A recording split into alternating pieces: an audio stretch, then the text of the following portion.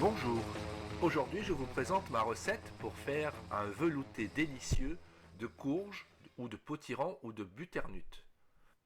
À la fin de la vidéo, vous trouverez la recette complète écrite ainsi que tous les ingrédients.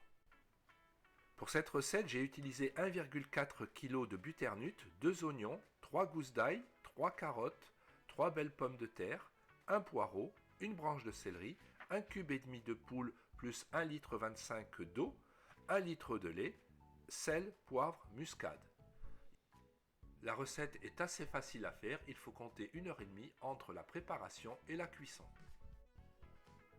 Dans une sauteuse, je fais revenir dans de la margarine mon oignon coupé en morceaux et des carottes en petits dés. Je vais faire cuire à feu très doux, 3-4. Pour pas que ça attache, ça va vraiment cuire très lentement. Dans une grande casserole, je vais mettre de la margarine, je vais y mettre un oignon coupé en morceaux, ensuite mon potiron coupé en dés, je vais rajouter les pommes de terre, je vais mélanger le tout, toujours à feu doux. Bon, au début je l'ai mis un petit peu plus fort le feu, histoire que ça saisisse, mais vous verrez après je vais baisser le feu. Je vais rajouter mon poireau émincé et mon céleri. Et je finis par les 3 gousses d'ail en morceaux. Je couvre et je vais laisser cuire environ 20 à 25 minutes à feu doux.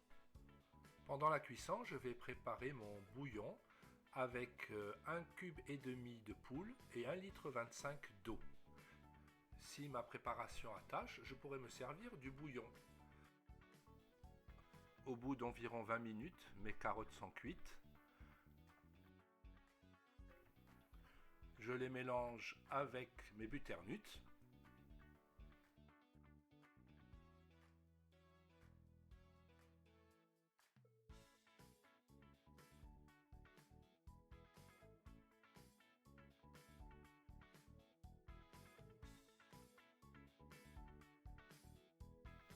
Je couvre et je vais laisser cuire 10 minutes à feu doux.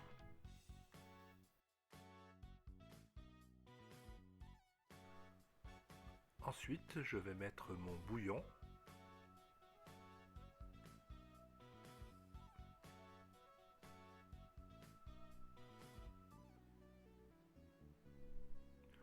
Je vais assaisonner avec du sel,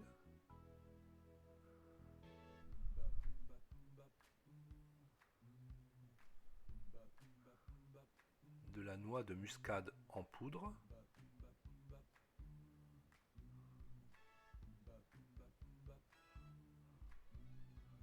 et du poivre.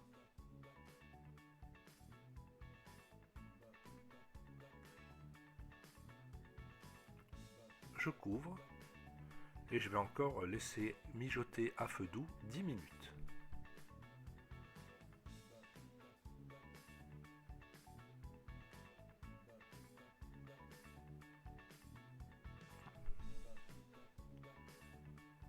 Voilà, au bout de 10 minutes, tout est prêt. Je mixe afin d'obtenir une soupe très veloutée. Tout doucement, je mets mon litre de lait. Je peux en mettre un petit peu moins si je trouve que mon velouté est trop liquide. Si mon velouté est trop épais, je peux me servir d'un peu de jus du bouillon que j'avais laissé de côté. Je rectifie l'assaisonnement.